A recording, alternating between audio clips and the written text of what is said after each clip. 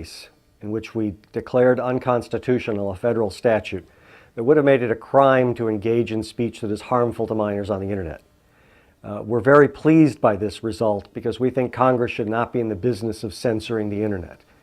One of the bases for that victory was the argument we made that internet content filtering, when installed by parents, is a less restrictive means of protecting children if you are one of those parents who wants to protect their children in that way.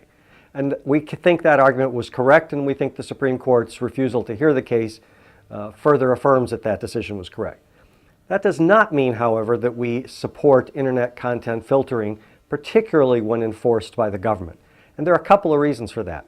First of all, government-imposed censorship is very, very different from censorship imposed by a parent making a decision as to what their children can read and can't read.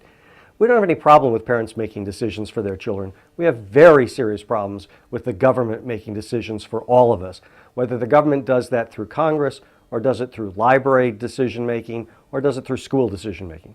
The second reason we think it's different in the context of governmentally imposed censorship is that the internet content filtering does in fact have flaws. It is mostly effective in blocking material that is sexually explicit, but at a price, and that price is it overblocks. Some studies show that it overblocks as much as 20% of the content. Now, a parent can make the perfectly reasonable decision that that's a price they're willing to pay in order to make sure that their children are protected from speech the parent finds offensive.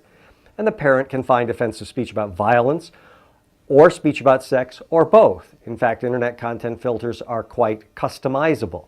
But we shouldn't be in the business of having the government make the decision that it's worth it to censor 20% of the internet to all of us just in the name of protecting children.